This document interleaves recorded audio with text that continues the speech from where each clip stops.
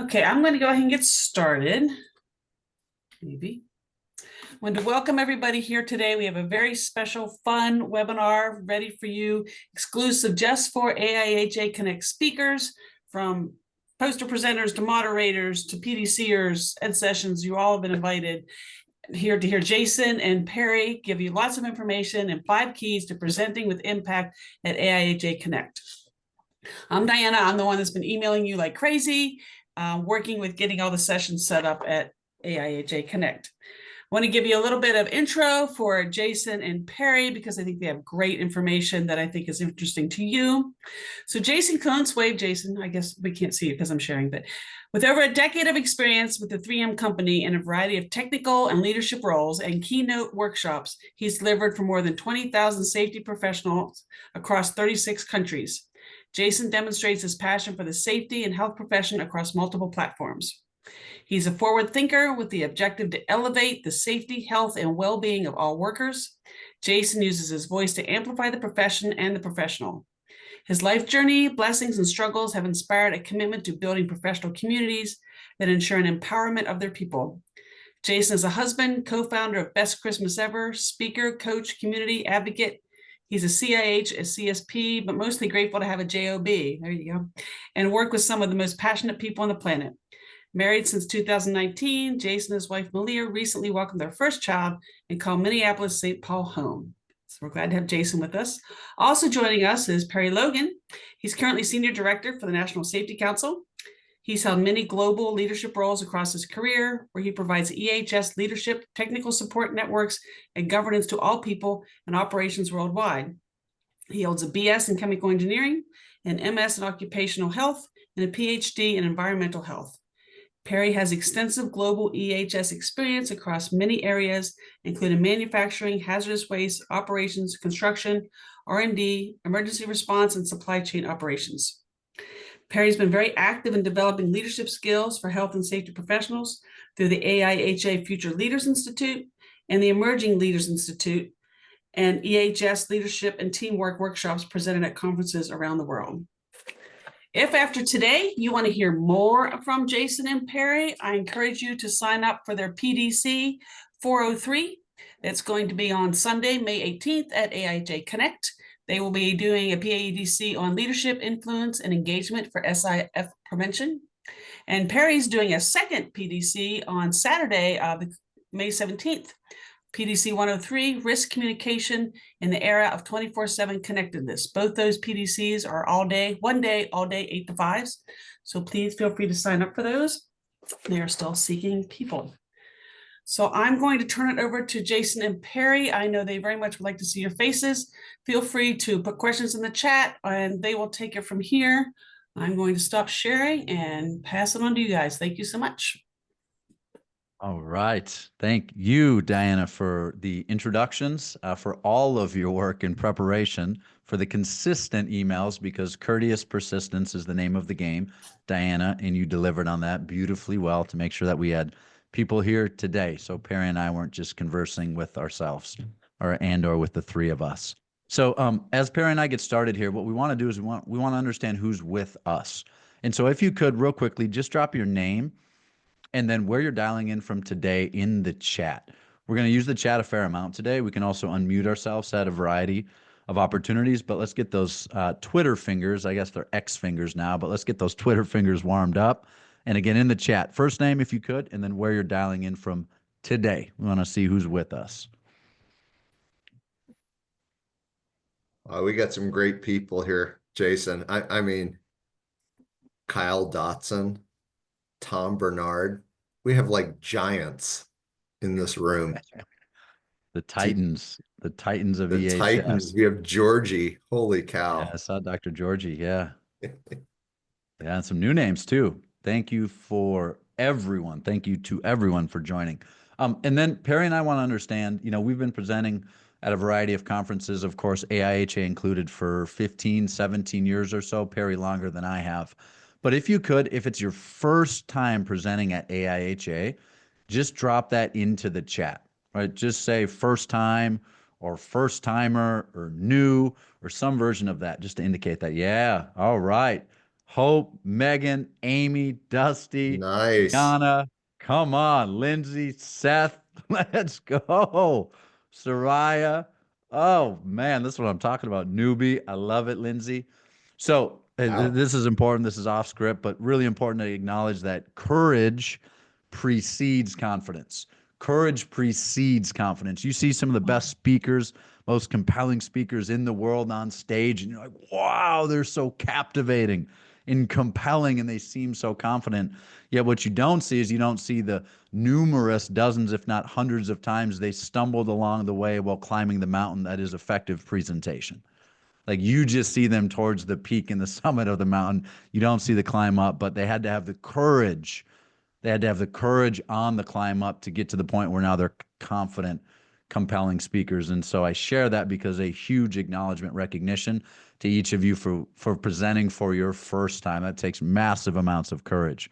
And on the other side of it, we guarantee you, right? There is confidence on the other side, but courage always starts first. So Perry and I, what we're going to do today is we're going to lay out for you each of our 5 keys to presenting with impact. And here's the thing. Perry and I didn't review each of our 5 before today. Like we prepared for sure, right? Trust us, we prepared, but I don't know Perry's 5 and Perry doesn't know my 5. So you actually get 10, which is kind of exciting because I don't think there's going to be too much overlap. There may be, but I don't think there'll be too much. So Perry, why don't you kick us off? Do the honors. What's your first key to presenting with impact, Perry? Oh yeah. Well, we just kind of demonstrated it here, Jason, a little bit. And number one, and I learned this from some key presenters, is know your audience. Know your audience. Ask them what they're doing, where they're from, uh, what's their view on a specific topic. I think, Jason, like if we don't do this one well, and you do this one as good as anyone I've ever seen, is know your audience. You got to start there. You got to start there. Because if you're going to talk about a topic and your group thinks that they're there for a different topic, it's like getting on an airplane expecting to go to Atlanta and you're actually going to LA. And I mean, it's like the perfect analogy. You gotta know your audience. And Jason, you have some really good secrets of how to do this. I mean, some of it is obvious. There's a title and there's kind of a description, but that still doesn't help you with knowing your audience. So why don't you give me your thoughts on how you want to know your audience? Yeah. So I'm going to steal some of your tips and tricks here, Perry, around how to get to understand and know who your audience is, because we're talking AIHA Connect very specifically. So let's just use this example. If we're virtual, the first thing that we should consistently do is ask who is with our audience. Now, if Perry and I were presenting a little bit deeper on something very technical, we would also ask you what your job roles are, because there's going to be some consultants in here. Then we would ask you what industry you represent, because that allows us to frame our stories in messages as a result of sharing those stories. So that would be if we're doing this virtual, but the same thing applies. Perry does this as well as anyone in person. One of the first things that he'll do is he'll just have people raise their hand. How many consultants, folks? How many consultants do we have in the room? Can I get a show of hands? Great.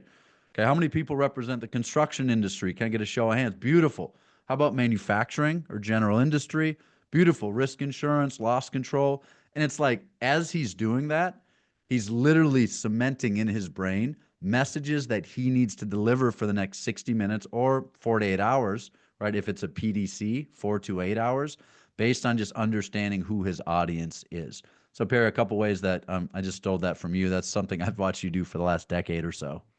Yeah, no, and another one that you do really well is working the room before the session starts, and you always will go up and introduce yourself to darn near the whole room if you could. If you've got 200 people, you can't do it, but even if there's 200 people, I see you out there introducing yourself and getting names, and I know that you use names and have a relationship with people in the room. And it just happened here in the room. I mean, we're super lucky that we know a lot of the people here in this room, really amazing people. So it makes it easier. But in cases where you don't know a single person, it doesn't matter. Get to know them just in the first 30 seconds. And that I see you do that one, Jason. That's just a wonderful, wonderful thing you do. Right. And it gets to a really critical point, and this is outside of Perry and my top 10 keys today. But there's a really important piece that we need to understand, all of us as presenters, and it's related to knowing your audience, is that your audience is always feeling exactly what you are feeling. Right. If you were to review and study the neuroscience behind this, it's called mirror neurons.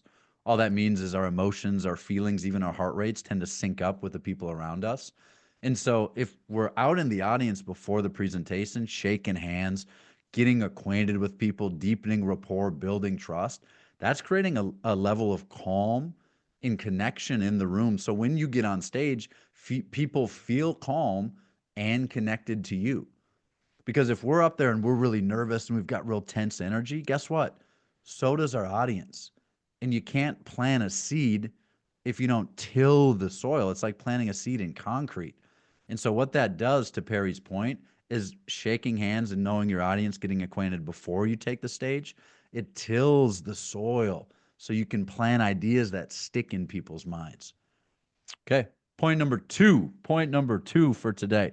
I call this be the 5P, right? I like alliteration, right? I got an 18-month-old, so we got to rhyme. So be the 5P. Well, what is the 5P? I'll tell you in a moment. So I remember this was my first presentation outside of the EHS profession. It was North Central University, downtown Minneapolis, December 6, 2019. And I didn't really know the audience, so I did what Perry said. I was shaking hands, getting to know some names, who was in the audience. And it was a 7 a.m. presentation. So generally speaking, it took a minute to get people warmed up and revved up. But one of the most important things I did in advance for that presentation, because I was so nervous, because again, it was my first time really presenting to a big crowd outside of EHS, is I deployed the 5P process.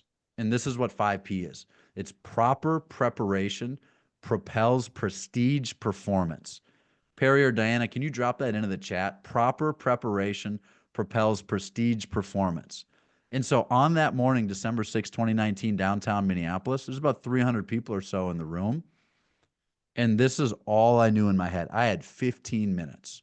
And so how do you deploy the 5P process if you only have 15 minutes? I spent 1 hour of preparation for every 1 minute of content delivery that I had. And I'm not exaggerating that. I actually probably, it was more 2-to-1, but the principle for you to remember is 1-to-1. If you've got 30 minutes to present in KC at AIHA Connect this year, I'm not kidding, especially if it's your first time. This isn't like a message of like joy and like excitement. This is about like putting your head down and having white space in your calendar between now and the time you present in KC. And it's 1 hour of preparation for every 1 minute of content delivery, because proper preparation propels prestige performance. And when we present and have the opportunity to present at conferences like this, it is all about how we can deliver value for the people who sacrificed an incredible amount to be there, to listen to you deliver a message of value. Perry, anything to add, anything to adjust? What would be your comments on that one? Yeah, no, that's a beautiful one. And it helps you with something you said earlier is your energy and how you feel in the room. Because I, I think it's important to know that everybody's going to feel a little bit of butterflies when you get in front of the room. But know it's because you want to do a good job. That's why you're having the butterflies. It's because you want to do a good job for the people there. And so I think you're right on, Jason. When you've prepped and really done your homework, that that's that's actually a good feeling of energy. People are going to notice your energy in that way. It's not a good thing. It's not a bad thing at all. It's actually a really, really good thing. So I love that example. It's just a wonderful. What do you got next, Perry? What's on your Okay, list? okay. I I think we've almost talked about this one, so I just want to say it's super simple, and it can be in so many different ways. It's involve the group early. you want to involve the group early in the session. And it can be just in the calibration of what you'll be talking about and what you're covering. I like it to be a dialogue with people to see like, hey, here's what we're going to be talking about. Let's get them involved and let them become comfortable in being engaged. And it's just like what you did here, Jason, in this session. You asked people to get their Twitter fingers going and type into the chat. That's the way to go. It gets people engaged, whether you're in this virtual sense or in person sense. Just get them engaged in the beginning, and typically the rest of the day is going to be more powerful for everyone, not just you, because it's actually not about you. It's actually about the people you're presenting to. When they're engaged like that, it's going to be a good thing. So, lots of Jason, I know you've got a lot of great tips and tricks for how you involve people early. We've shared a few already. What other ones do you have that you use to involve them early? Yeah. So this is a really important principle, and it's so odd to share this with EHS professionals, but the principle is you have to take people from safe to unsafe. That's what that safe to unsafe. Write that down. And everyone just say that. Say it right now. Safe to unsafe. You don't have to come off mute. Everyone just say that. Safe to unsafe. What does that mean?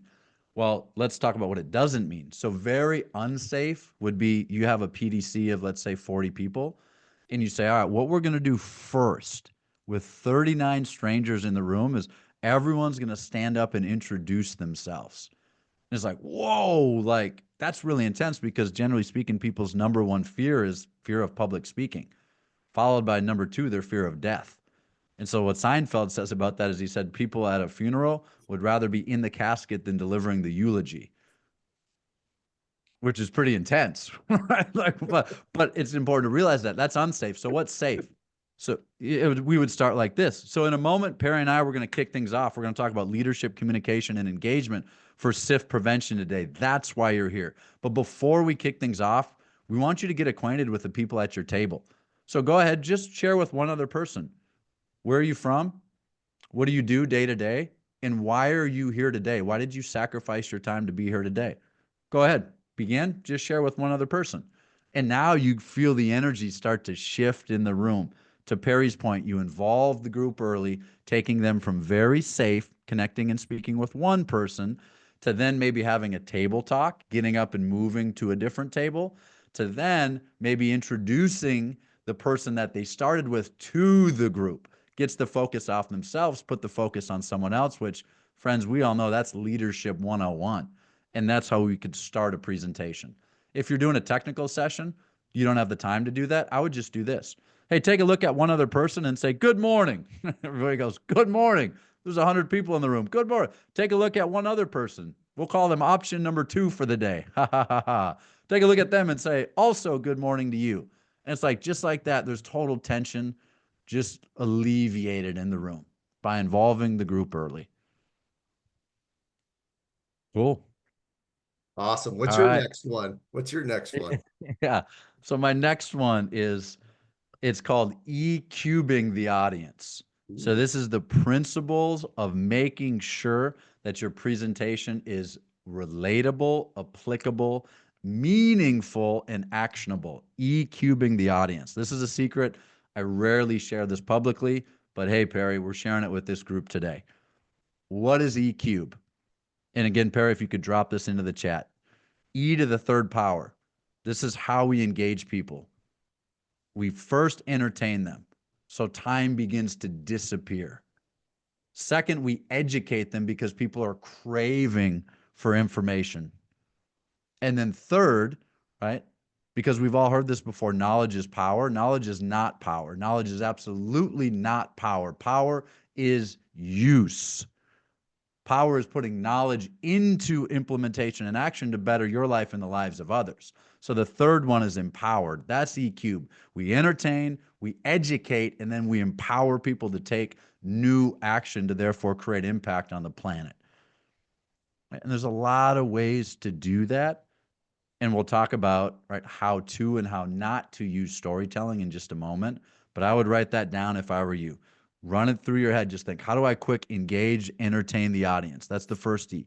Then how do I educate them in meaningful, actionable ways? And then number 3, how do I make sure they can understand how to take idea from idea to implementation?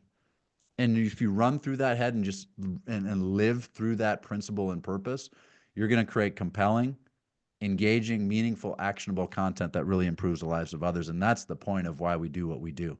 Perry, anything to add to that? Because I see you do that and you kind of do it naturally, even without that formula. But how would you maybe do that, Perry? Oh, the empower one, I'm going to start with that one and work backwards actually, because I think the empowered one is really great. You started off the frame perfectly. Like, get people comfortable talking to someone next to them. And then when they get to share their insight with someone else, then they're empowered to kind of lean into the whole entire group. And so they now have, part of empowered is having the confidence.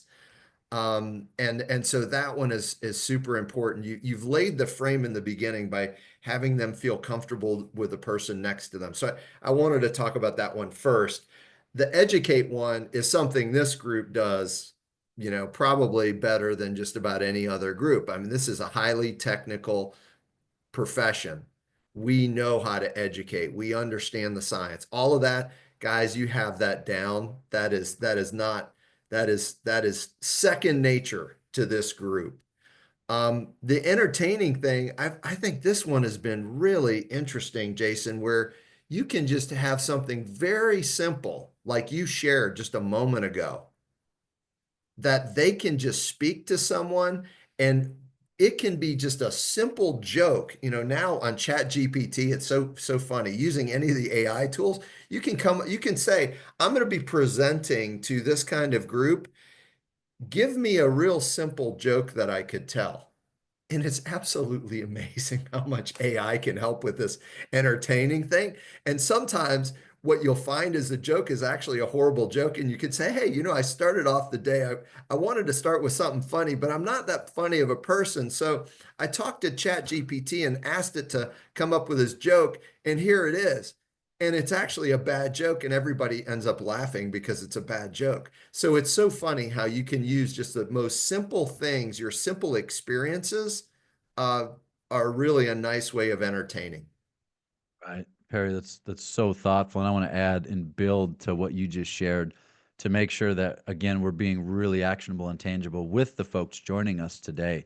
Everything you said is spot on. And then there's also a really compelling read from Chip and Dan Heath. I don't know if anyone follows these gentlemen, but brilliant authors, all of their content, all of their books really steeped in credible empirical research and evidence. And they talk about creating peak moments. And this is actually where I got the idea of EQ. And they write about, and I'll just share the top 3 ways to create peak moments for people. Because we've all been to dozens of conferences or events to some extent, right? Many of us been to dozens of AIHA conferences, but what I'll offer is that I bet you only remember a few of them. And that's nothing against AIHA. AIHA throws a beautiful and a brilliant conference. But no matter how many conferences you've been to, you only remember a few of those. Why do you remember a few of those? Because you checked these 3 boxes. And you can check these 3 boxes as a presenter. It's called creating a peak moment, moments of elevation, Chip and Dan Heath say. They say, number 1, you got to break the script. Number 2, you have to raise the stakes. And number 3, you have to create moments of insight. And so how would you do that? Well, so Diana has seen this, right? And many of you have seen this. So anytime Perry and I present, we always have music playing as people enter the room. Like, that's different. People are like, wow, okay, this isn't your typical technical presentation. There's music. I'm feeling kind of cozy and comfortable. But Perry and I don't do that just because we love music. We do love music. We do that because we know it makes the audience more comfortable and it breaks the script. It's different. So that's number 1, break the script. Number 2, raise the stakes, right? You need to get approval from Diana to do this. I don't know. We haven't done this, but I was just thinking you could do this. Like, towards the beginning of your presentation, you could say, hey, what we're going to do at the end is we're only going to have 3 to 4 minutes of questions in Q&A, but whoever asks the best question at the end of our technical session today, we're going to give a $15 Amazon gift card. Like, Diana, I don't know if you could do that or not. We need to get approval for that. Have to check on But that one. They have to check on that one, right? As long as we're not somehow selling or soliciting, but talk about raising the stakes. Because if I know there's $15, people do a lot for Amazon and $15. If I know there's $15, and if I really engage with your presentation for the next 55 minutes or so, like I'm gonna really want to share something compelling. Here's a question I have or a comment that I want to make. And you can lean on that, raising stakes, creating healthy tension for the audience. And then 3, create moments of insight. And creating moments of insight, that's going to be my next share and my next key practice. But I want to hand it to Perry for his first before I go to mine. So Perry, what's your next one?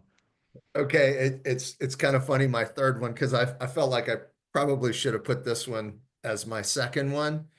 And that's being really clear on the purpose of what you're trying to create. So what is the purpose of the session? What is the purpose? And if you describe the purpose really well, hopefully everyone in the room will perfectly align with what the purpose of that is. And then they will also see how they can participate. So it's being clear on the purpose and doing it in such a way that there can be true participation by everyone in the room. And Perry, how do you do that personally? I know I have my method. Many people online today have their method. How do you make sure you're clear in the purpose? And what does that do for the audience? Why is that a value? Yeah, because it actually is probably one of the things I struggle with in the beginning of not actually being clear on the purpose. And I learned that from watching other people who were really good, and they would start off in the beginning. And so my way of doing it was always creating a slide to say, here's the purpose of today's session, or here are the objectives for today's session. And let's make sure everybody's in agreement with this. And, does everybody understand what we're talking about? Jason, one of the great things about doing a PDC at AIHA is they actually ask for that. That's part of the prep. Part of the prep when you're putting in and submitting for a PDC is you actually talk about what your objectives are. And I've found so many times where people said, wait, you mean you're gonna do that with us? And we would actually maybe change the scope and say, well, what do you hear there? Well, maybe we won't be able to do everything there, but how about we do just this one part? So it's a great way to calibrate the audience. It's a great way to actually support the knowing of your audience. But oftentimes, if we want to make sure that we're absolutely successful in whatever session we're doing, we got to be clear on the purpose and what our objectives are. Right. And let me add to that, Perry. I think there's 2 types of purposes at an event like this.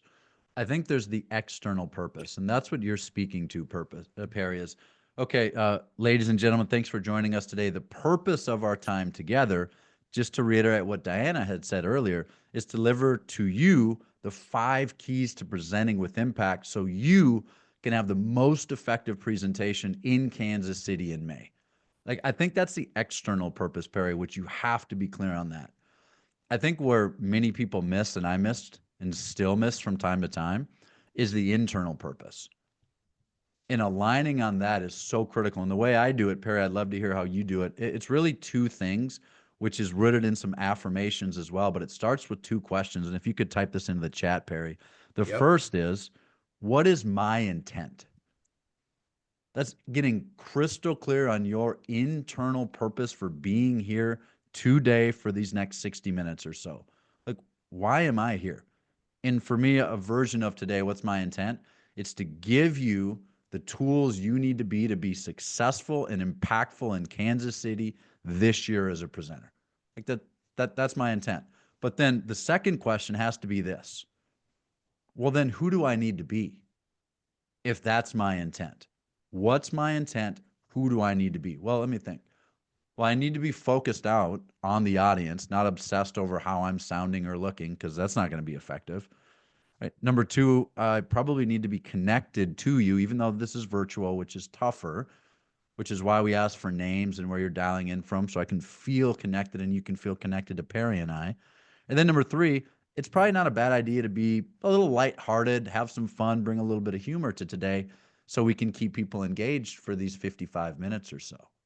And so, Perry, I think when you couple that external purpose, the clearer the vision, the fewer the options, the easier the decisions, that's where we're headed externally, with my internal purpose of this is how I'm going to choose to show up today, regardless of the circumstances and situations around me. I think that's when we really move people. And I think that's the purpose of why we all present, is to move people forward. Yeah, that was beautiful. That is right, spot on. I want to just kind of highlight Charles Redinger put really two great comments in there. And that sometimes this is hard to do. The first one that Charles put in there, condensing the objectives to a single statement. Because when you go through and list your objectives, oftentimes we can get lost in all of the detail, because we love the detail, like we want with that, that's what we're excited about sharing. But it's really important to try and bring it back to one sentence. I always like to say, when you're talking to an executive, you got 7 seconds. Well, that means you got one sentence. You've got to say it in one sentence. And I think that's a great one, Charles. And also polling the room for, like, what are the 1 or 2 most important things to them? Like, Jason, you've done this. I've seen you do this so many times. Like, for this to be the absolute best PDC you've ever attended, what would you like to get out of this session? Or what would you like to create in this session? Asking that question is a wonderful question. So Charles, great ad there. Yeah. And I mean, Perry, you're just modeling so beautifully everything we've discussed so far.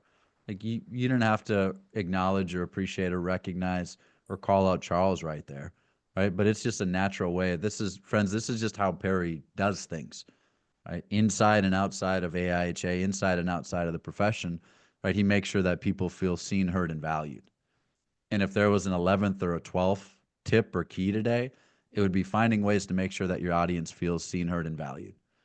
Because again, to reiterate, everyone that is ever in front of you in any audience has sacrificed an incredible amount to be there.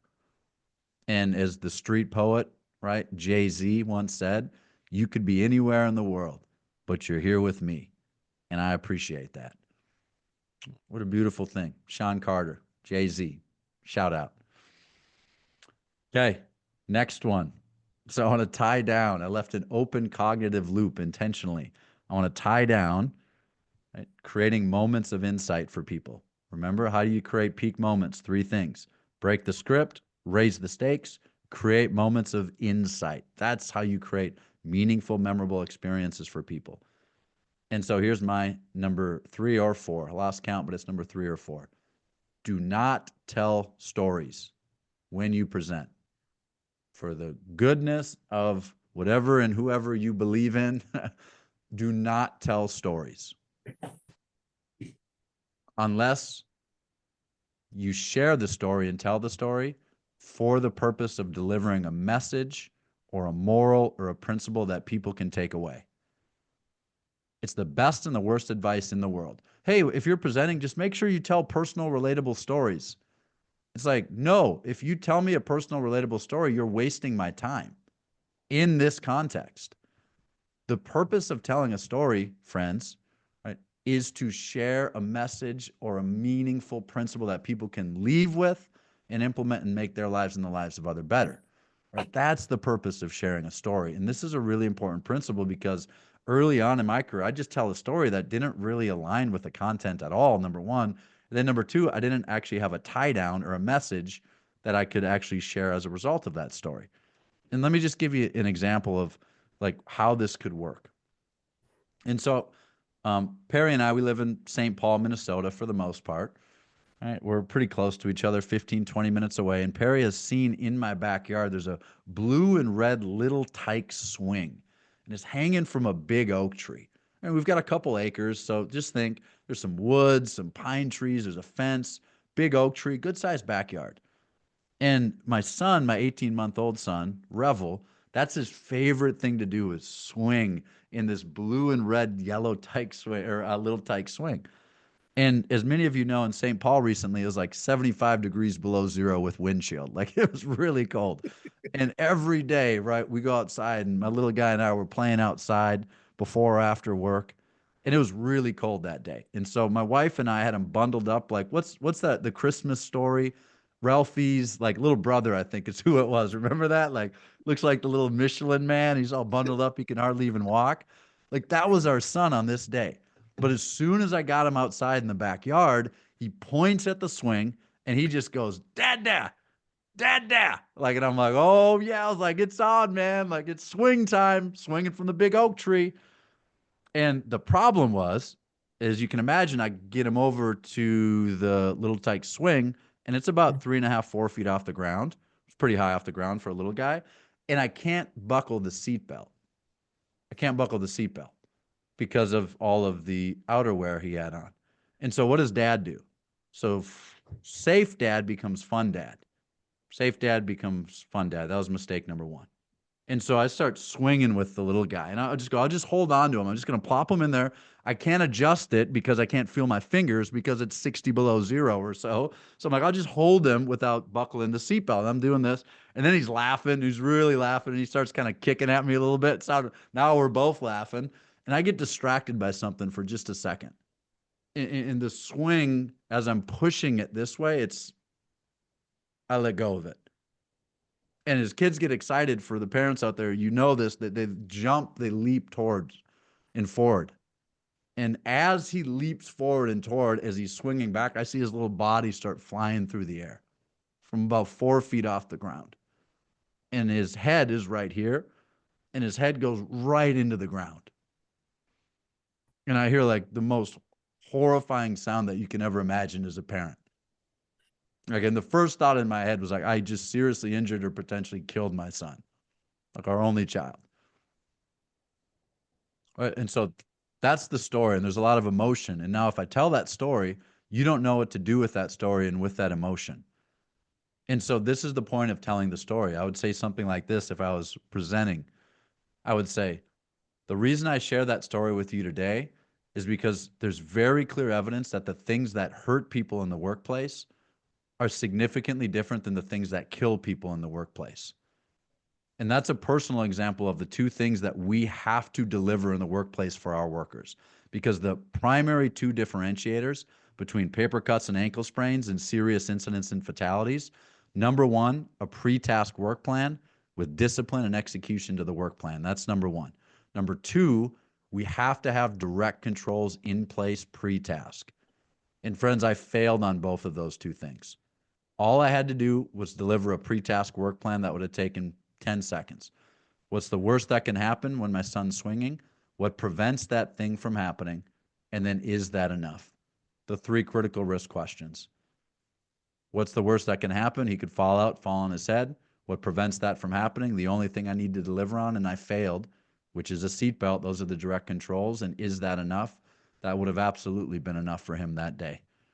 And so the reason I share that with you, friends, is to make sure that in your workplaces, before we're doing high hazard activities, that we deliver on those two things, and we deliver on those two things every time, so we can prevent the incidents that cause the greatest human suffering.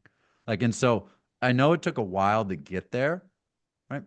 But people won't forget that if you're delivering that at a big conference and you have content backing it, they'll remember those two things. And I want people to type those into the chat to make sure you do remember those, because that's real. Number one, right?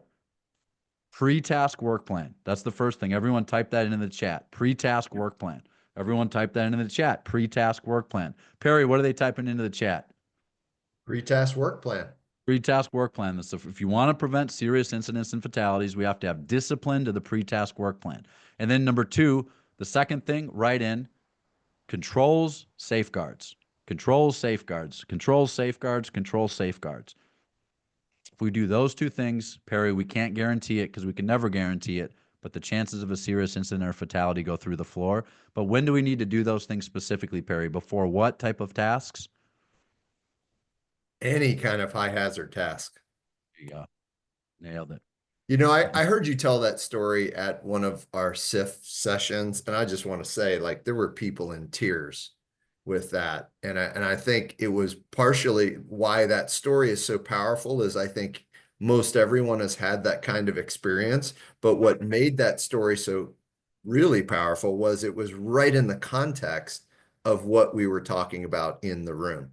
And then you shared that exact thing about controls and safeguards in those three questions.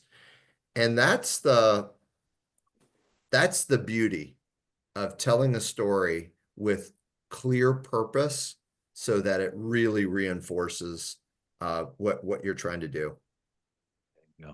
Well said, Barry. Great tie down. The tie down is to make sure that people truly understand the purpose of the story. Perry, you just tied that story down as well as anybody. It's beautiful. All right, what's next? What's on your list, Perry? Well, actually, my next one was about how to tell stories with a critical message. So we just had the same one. So I'm going to skip that one. And I want to go to the other one, which is respect the time and stick to the points. So sometimes, especially you can have who knows in the room, you can have lots of conversation that can get off track, and then we can kind of lose the flow of things. And so respecting the time and sticking to the key points is super important. It's one of those where, if I'm honest with myself in the beginning, when I first started presenting things, I would miss this, but it's something we've got to do really well. Perry, talk about how you do that because, respecting the time is key because the best way to not get invited back ever again is to go 65 minutes when you have 60 minutes. That's Like, right. because you throw the conference off schedule, you throw the attendees off schedule, and in a way, it's not intentional, but it indirectly communicates that your time may be more valuable than everybody else's time. So, Perry, just how do you make sure that you deliver on that? If you have 60 minutes, how do you go 60 or And 50? Yeah, before he does you that, actually, this is Diana. Can I pop in and say, in terms of yeah, respecting time, also make sure you use the full time. Don't yeah. stop at 35 minutes because that will drive the AIH crazy too. Just both ways. Yeah, it does. No, you're Point. right. Diana, just so you know, we've never had that problem. The too short is never the problem. It's always the other end of it. And we've been in that case oftentimes where we're redoing the last bit. It's like we only have 30 minutes here and we've got 3 hours of content. How do we get it down? But Diana's right on. You can't be too early to it. It really needs to fit. Jason, you actually said it in the beginning. It comes in the prep, and just know that whatever your plan is, you always need to plan for a change. There's always going to be a chance. So you've got an outline, and in a general sense how long things are going to take, but you've got to review the outline throughout the session and go like, okay, we took 15 minutes too much here. How are we going to make that up? And Jason, you and I have been in that scenario. I don't know how many times where, the conversation just got going. It was awesome, and we didn't cut it off because we didn't want to cut it off, and we made a choice to say, you know what, we're gonna pull out some other things. So I think it gets back to what you said in the very beginning, preparing and knowing what's going to be said and making sure it follows your outline. Always having a printout or some copy, electronic copy or printout copy of your outline and your objectives is always going to help. So I think that you set it up right in the beginning, Jason, on how to do that well.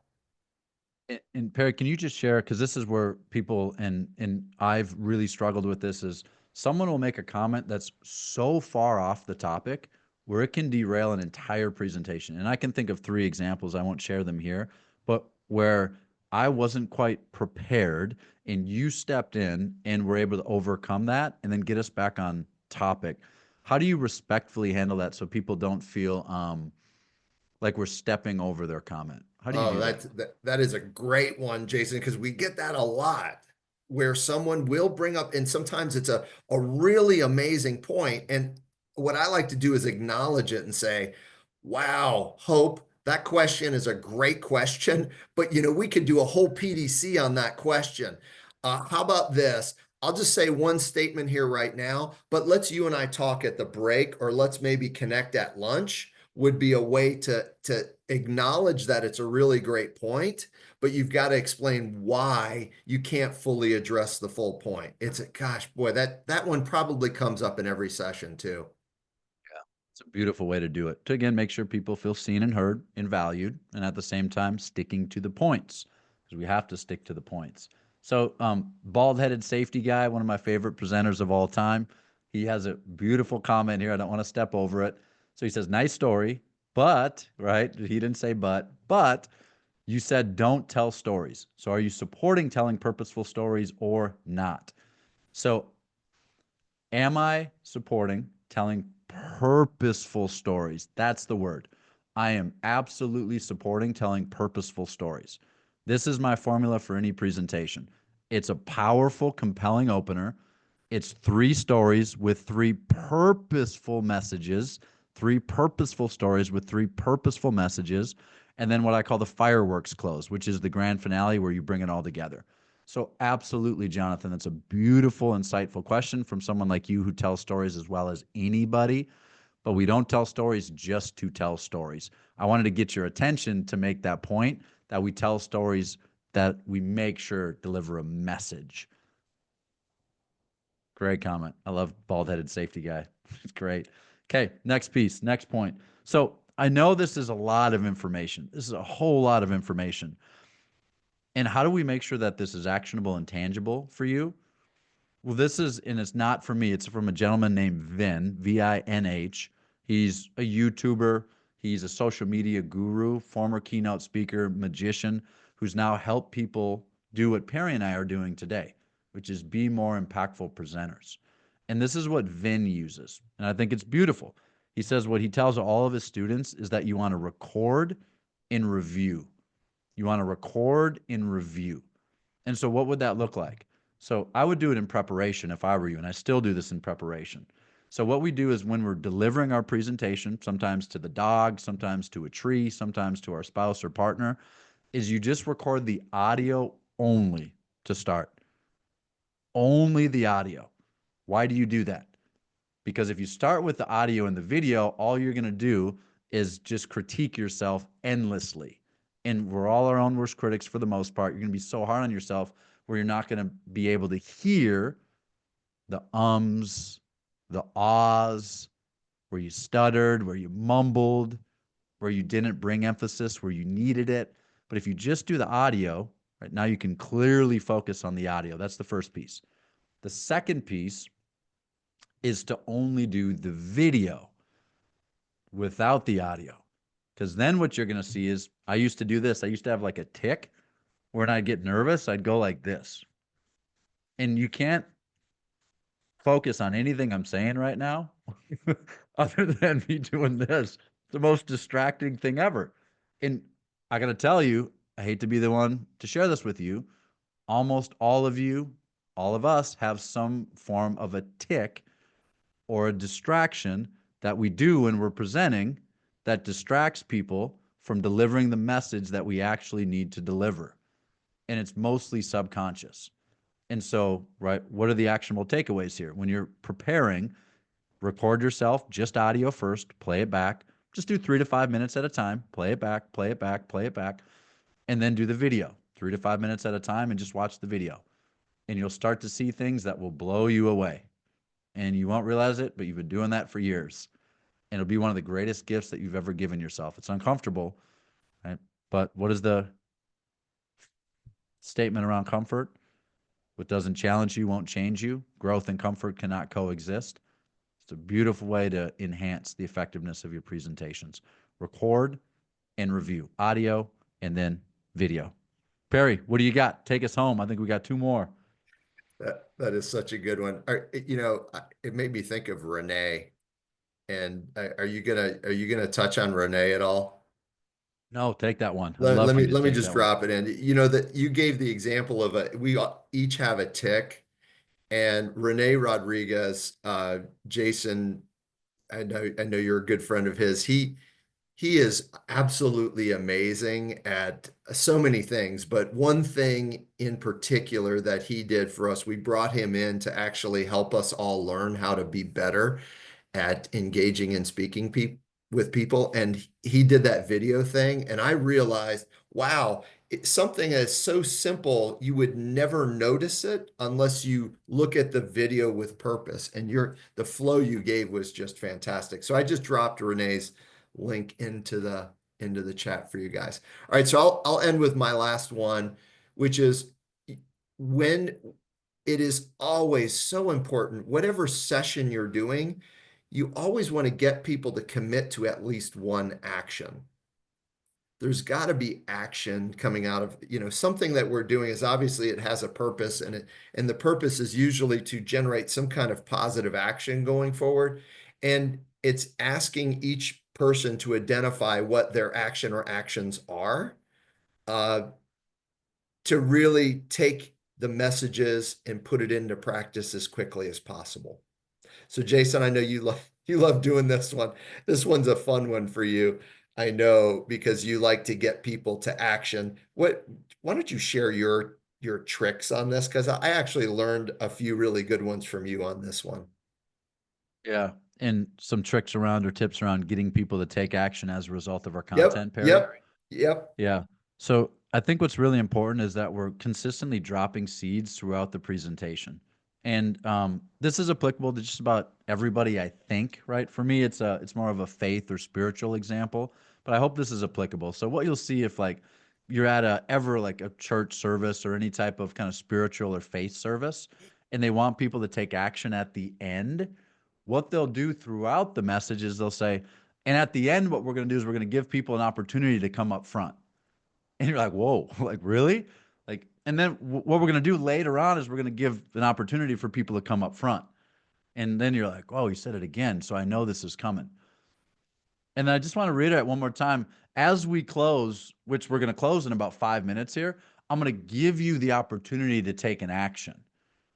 And it's an invitation and an encouragement. It's not a requirement. It's an invitation and encouragement. But we're going to do that in about 5 minutes. And so let me close with this.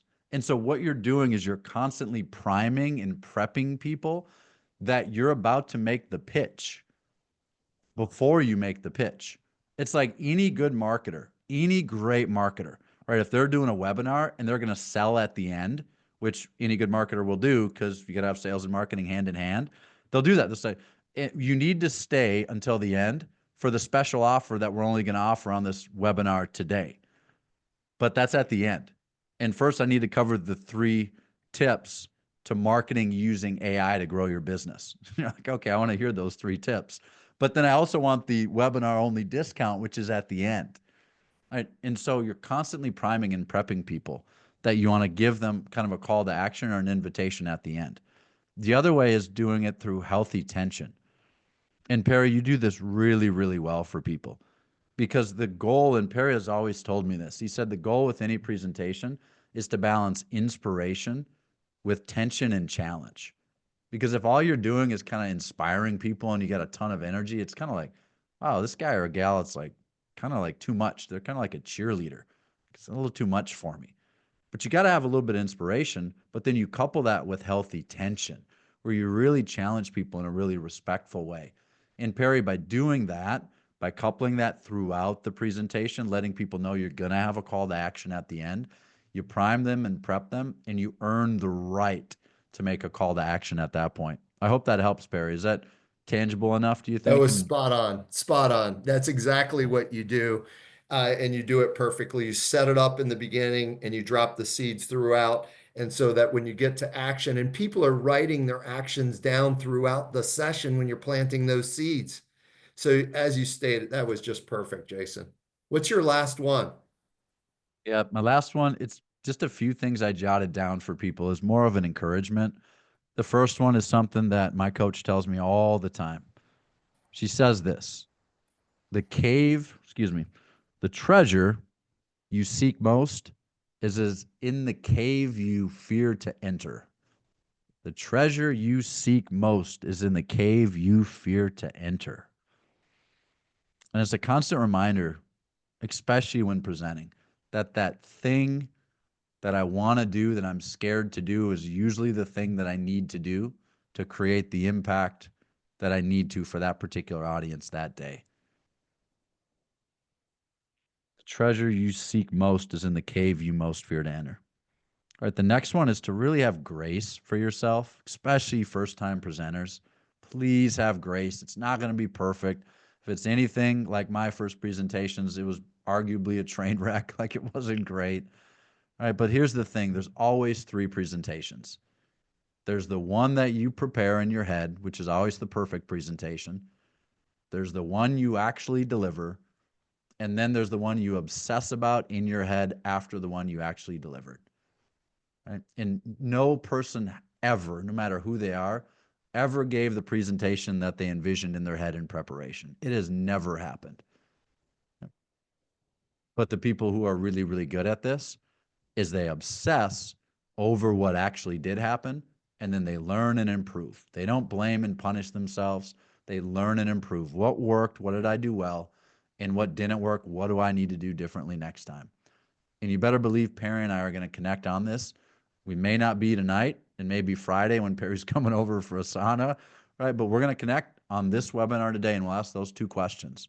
Hey, what do you think, Perry? What do you think really worked, and what do you think landed with the audience, and where did we miss the mark? Not to blame and punish, to learn and improve so we can grow, both grow, and bring more value to people like yourselves. Because the end goal of all of this is to send people home better than they came. Right, to advance EHS and to evolve the profession. That's why we're doing this. And that's why Perry and I are so grateful for each of you for spending time with us today. So each of us can get a little bit better at doing just that. Perry, I'll hand it back to you and then back to Diana to close things out. Yeah, thanks. Just want to say big thanks for the people who showed up. Jason, I was so excited to see so many newbies. That was fantastic. And I just think about, the times all of us were in that case where we were fairly new, and it's great having the new energy. So know that no matter where you are in your career, you've got something to bring, whether it's your new energy, whether it's, some recent experience you have, or maybe it's many decades of experience. But I know we really appreciate this group. You guys were super engaging. Diana, thank you very much for setting this up. Really, really love it. Thanks, Jason, for the time. Well, thank you, Jason and Perry, for your time today. I'm sure I'm taking all sorts of notes myself, and I'm sure other people are as well.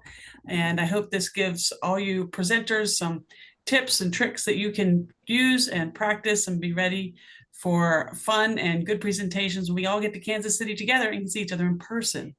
So if you haven't registered yet, do that and work on your presentations. Any other questions, you guys know how to reach me. And I hope you all have a great rest of your day. Thanks for coming today.